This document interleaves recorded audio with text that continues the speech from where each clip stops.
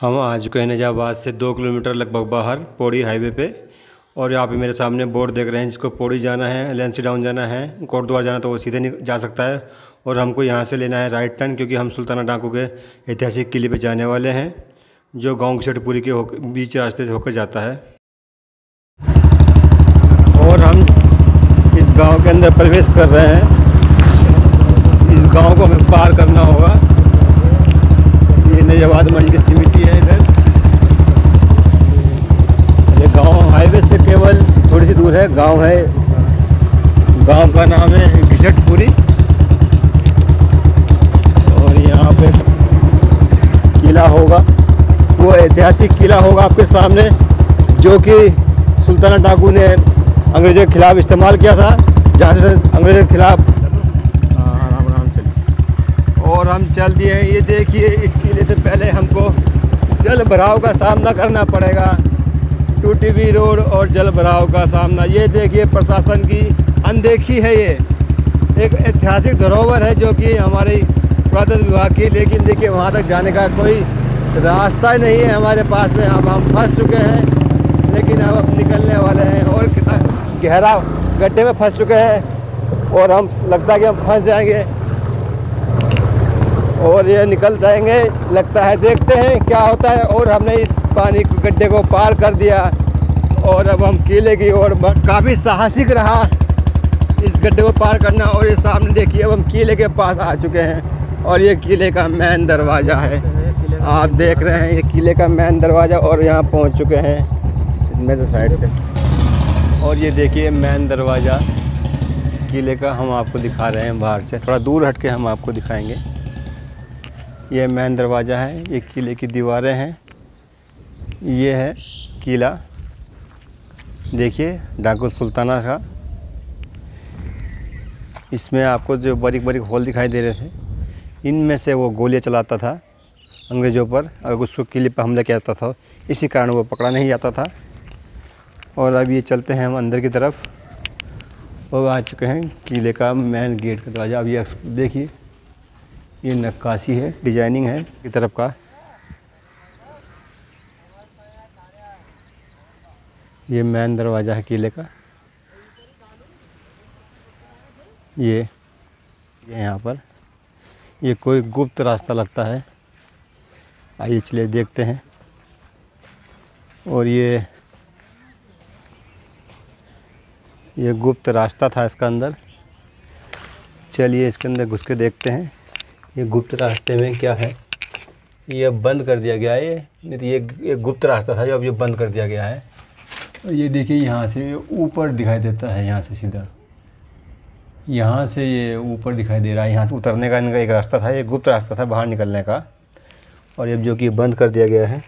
तो चलिए चलते हैं। चल दिए हैं हम सीढ़ियों पे, ऊपर चलते हैं किले की दीवार की तरफ। और ये सुल्ताना के नाम से मशहूर है ये किला, पर एक्चुअली में ये किला जो था नवाब नजीबुद्दौला का किला था ये, जो बाद में डाकू सुल्ताना ने अपने कब्ज़े में ले लिया था और इसको अपना मेन बेस कैंप बनाया था। डाकू सुल्ताना जो था वो अपने आप को महाराणा प्रताप के वंशज मानते थे, भागे फिरते थे। डाकू सुल्ताना जो हैं केवल 17-18 साल की उम्र में ही डकैत बन चुके थे और मशहूर डकैत बन चुके थे। अब हम आपको दिखाते हैं ये होल्स आप देख रहे हैं, ये बारीक से होल देख रहे हैं। इनसे बंदूकें गोली चलाने का था, क्योंकि दीवार के बिल्कुल नज़दीक आ जाए तो उसको भी गोली मार सकते हैं। यहाँ से भी 3 साइड में गोली मार सकते थे,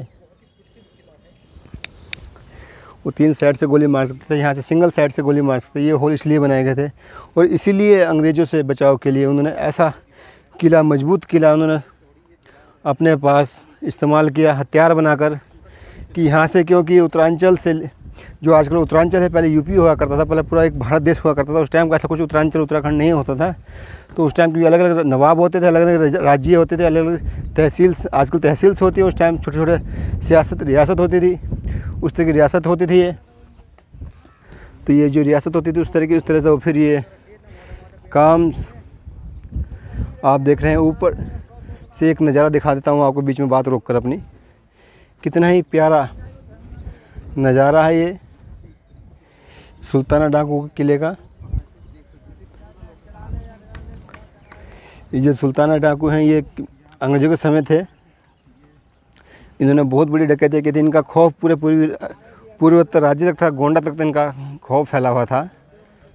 अब यहाँ पर ये केवल जर्जर दीवारें हैं इस किले की, केवल, बाकी कुछ और नहीं बचा है यहाँ पर। सुल्ताना डाकू को 30 साल की उम्र में अंग्रेज़ों ने फांसी दे दी थी। जब सुल्ताना डाकू ने राजा खड़क सिंह के यहाँ पर डकैती डाली थी नैनीताल में, तब उन्होंने मिलकर एक अंग्रेज़ी अफसर यंग बुलाए गए थे जिनको पकड़ने के लिए। 300 व्यक्तियों की एक फ़ौज तैयार करी गई थी जिसमें 50 घुड़सवार थे उनको पकड़ने के लिए। उनकी मदद से डॉक्टर यंग नहीं। और ये देखिए एक फिर से वही गुफा, उस तरह की उतरने का रास्ता, चढ़ने का रास्ता।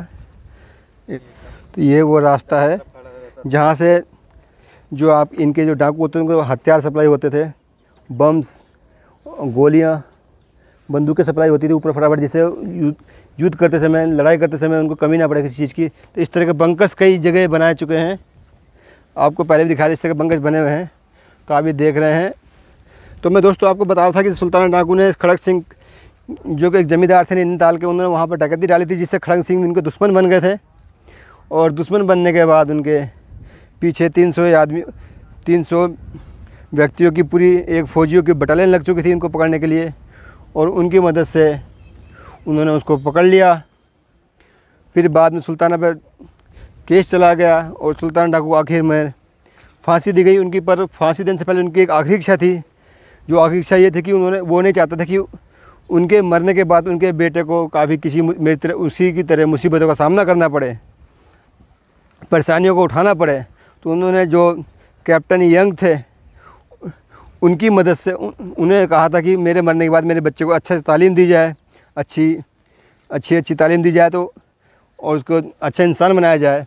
तो उनके कहे अनुसार उनके जो अंग्रेज़ अफसर थे, इतने बढ़िया अफसर थे, अंग्रेज़ के अफसर जो थे वो बहुत बढ़िया थे। उन्होंने उनकी बात का मान रखा सुल्तान डाकू का। और उनकी फांसी होने के बाद उसको बच्चे को इंग्लैंड भेज दिया। भोपाल में जगह प्रोवाइड करवाई गई उनको रहने के लिए। उसके बाद इंग्लैंड भेज दिया। भेजने के लिए बाद में उसकी पूरी तालीम कराई गई। उसके आगे की जानकारी तो हमारे पास भी नहीं है। जो जानकारी हमने प्राप्त की है पुरातत्व विभाग से, कुछ किताबों से, जिम कार्बेट की किताबों में लिखा है। तो इस तरह की हमने जो जानकारी प्राप्त की है वो जानकारी हमने आपके साथ में शेयर की। तो इस तरह केवल 14-15 सालों में ही इतनी बड़ा नाम कमा चुके थे सुल्तान डाकू की। आज तक उनका इतिहास के पन्नों में नाम दर्ज है जो है। और आज ये किला जो है सुल्तान डाकू नाम से मशहूर है, ऐतिहासिक धरोहर है। पहले सरकार ने इस पर ध्यान नहीं दिया, पर अब सरकार थोड़ा इस पर ध्यान दे रही है। फिर भी कोई ख़ास वो नहीं है, फिर भी यहाँ पर्यटक आते तो हैं, कम आते हैं। और आप ये देख रहे हैं फिर से ये वो होल्स जहाँ से गोलीबारी की जाती थी।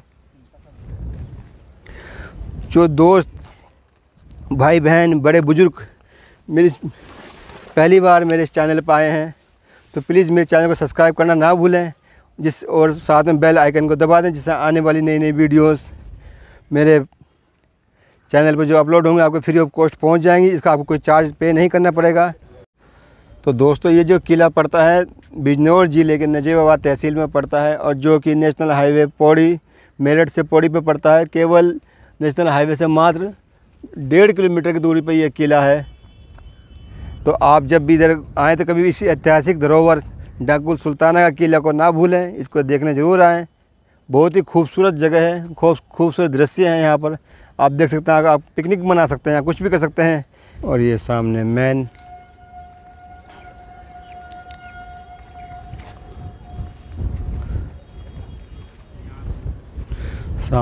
चल रहा है। देखिए सामने जो ये कार्य चल रहा है। और ये साइड से हम आपको दिखा रहे हैं किले की दीवार का, फ्रंट का किले का मुंह। और हाँ ये बना ली थी मैंने। ये फिर एक आपको फिर दोबारा से दिखा रहे हैं। ये वो स्थान है जहाँ से गोली बारूद सप्लाई करते थे ऊपर से युद्ध करते समय जब किसी से लोहा लेते थे अंग्रेज़ों से।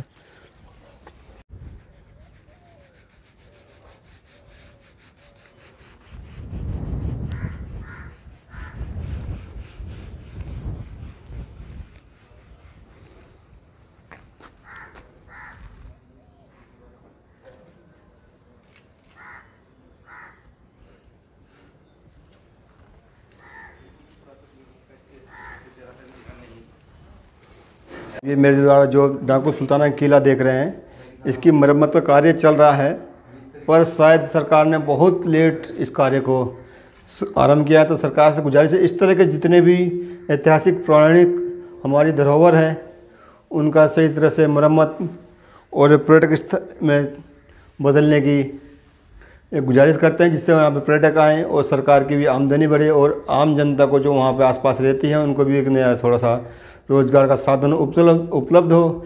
इसलिए ऐसे ही किसी ऐतिहासिक धरोहर को बेकार नहीं छोड़ देना चाहिए, उसको सही से सजावट करनी चाहिए। आप देख सकते हैं कितना बुरा हाल है यहाँ का, अभी आपने देखा। और अभी हम आपका एक ही तरफ का हिस्सा दिखा, थोड़ा दूसरी साइड का हिस्सा आपको दिखाने वाले हैं।